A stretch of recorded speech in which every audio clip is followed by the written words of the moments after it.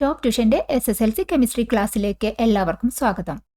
Chapter 5 electro chemistry focused questions.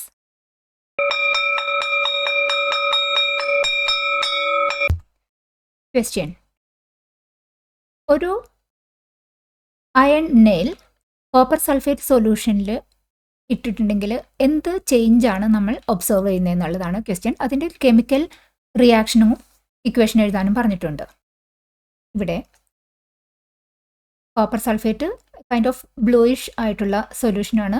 Iron nail ഇതിനകത്ത് വെച്ചാൽ കുറച്ച് നേരം കഴിയുമ്പോൾ ഒരു കൈൻഡ് ഓഫ് കോട്ടിംഗ് നമുക്ക് ഈ അയൺ നെയിലിൽ കാണാൻ പറ്റും. ഒരു റെഡിഷ് ബ്രൗൺ നിറത്തിലുള്ള ഒരു കോട്ടിംഗ്.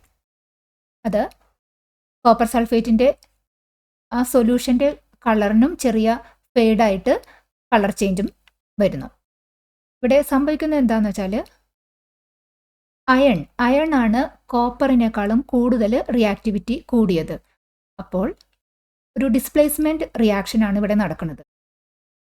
ഈ അയൺ ഒരു ആനോഡായിട്ടും പ്രവർത്തിച്ച്, അതായത് അയൺ Fe+ അയോൺസ് ആയിട്ട് മാറി ആ അയോൺസ് കോപ്പർ സൾഫേറ്റിൽ നിന്നും ലെസ് റിയാക്റ്റീവായ കോപ്പറിനെ ഡിസ്പ്ലേസ് ചെയ്തിട്ട് ഫെറസ് 2 അയൺ 2 സൾഫേറ്റ്, അതായത് ഫെറസ് സൾഫേറ്റ് ആയിട്ട് മാറുകയാണ് ചെയ്യുന്നത്.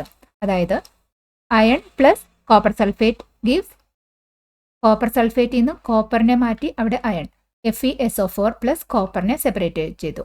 ഈ റിയാക്ഷൻ ഡിസ്പ്ലേസ്മെൻറ്റ് റിയാക്ഷൻ.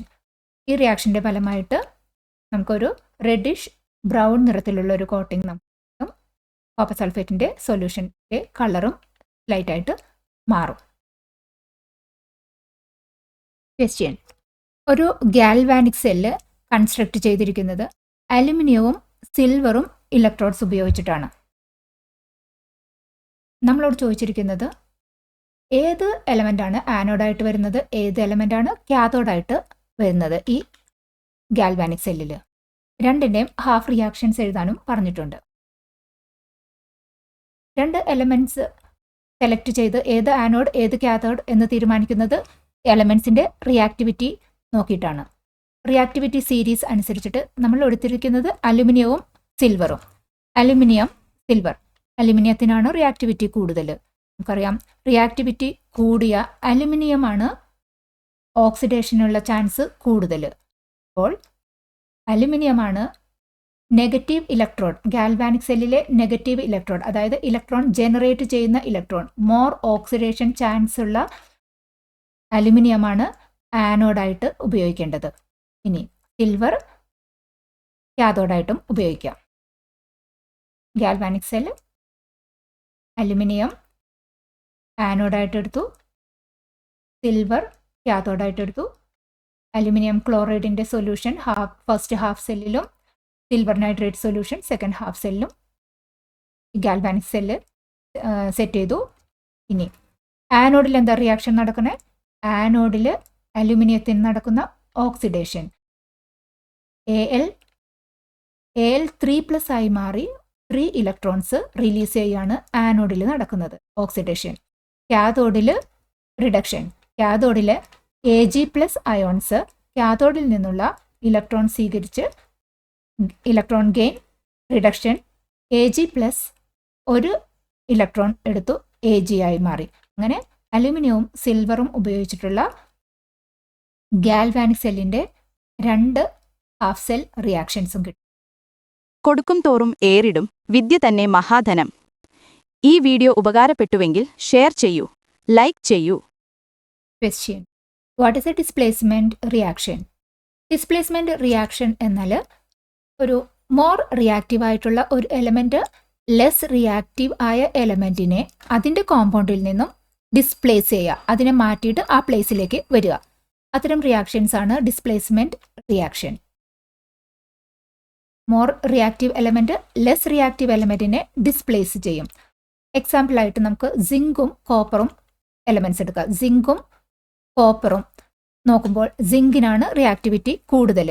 അപ്പോൾ സിങ്കിന് ലെസ് റിയാക്റ്റീവായ കോപ്പറിൻ്റെ solution, for example copper sulphate സൊല്യൂഷനിൽ നിന്ന് മാറ്റി ആ പ്ലേസിലേക്ക് വരാനുള്ള കഴിവുണ്ട്.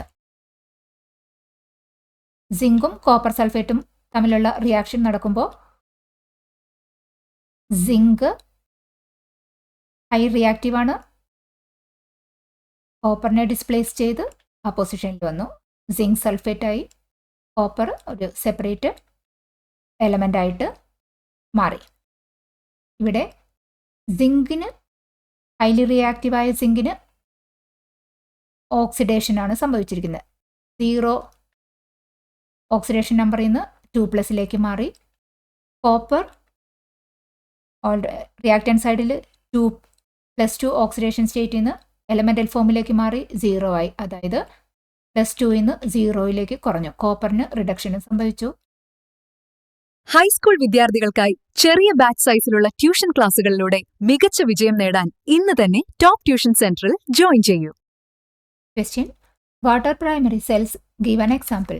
പ്രൈമറി സെൽസ് എന്നാൽ എന്താണ്? പ്രൈമറി സെൽസ് റീചാർജ് ചെയ്ത് നമുക്ക് വീണ്ടും ഉപയോഗിക്കാൻ പറ്റാത്ത സെല്ലുകളാണ് പ്രൈമറി സെൽ.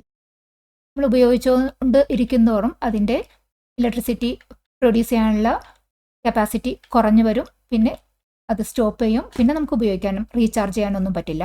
നമുക്കത് ഡിസ്പോസ് ചെയ്യാനാണ് പറ്റുള്ളൂ.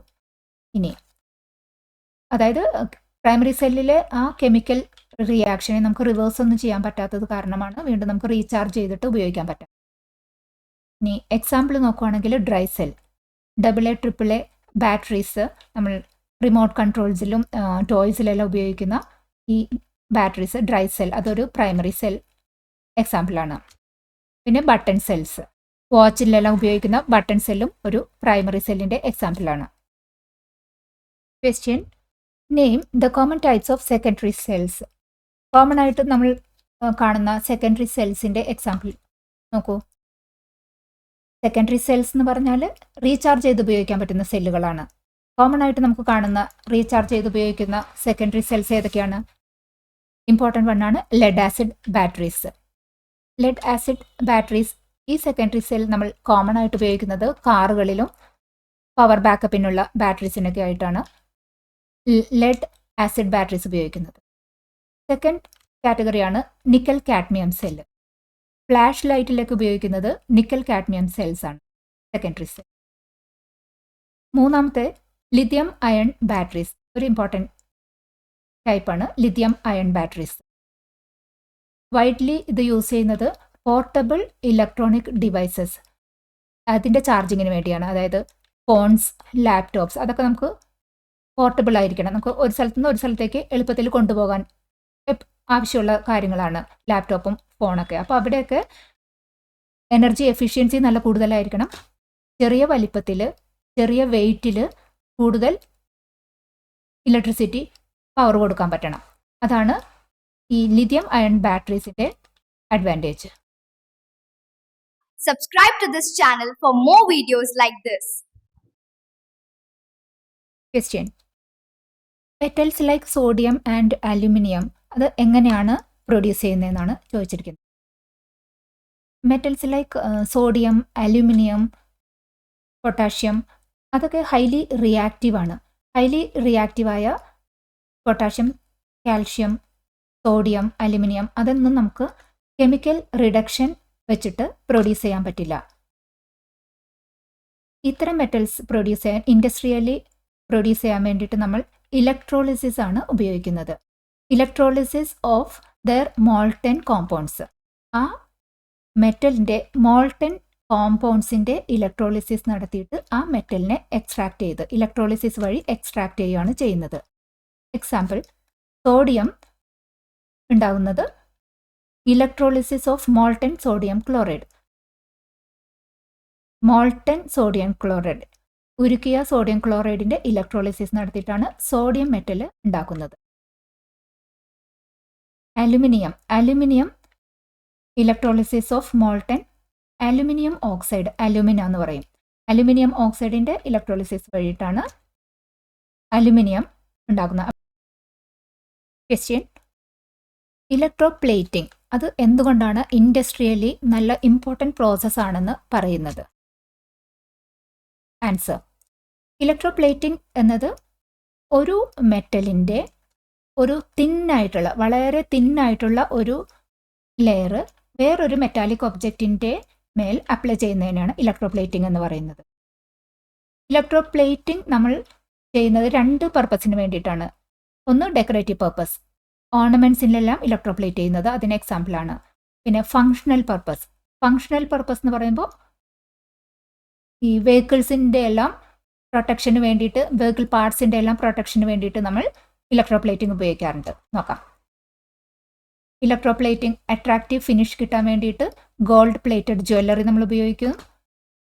പിന്നെ ഫങ്ഷണൽ പർപ്പസിൻ്റെ കേസ് നോക്കുകയാണെന്നുണ്ടെങ്കിൽ ഒരു പ്രൊട്ടക്റ്റീവ് ലെയർ, ഈ കൊറോഷനെയൊക്കെ പ്രിവെൻറ്റ് ചെയ്യാൻ വേണ്ടി ഈ വെഹിക്കിൾസിലെല്ലാം നമ്മൾ അപ്ലൈ ചെയ്യുന്ന ഒരു പ്രൊട്ടക്റ്റീവ് ലെയർ, അതും ഇലക്ട്രോപ്ലേറ്റിംഗ് വെച്ചിട്ടാണ് ചെയ്യുന്നത്.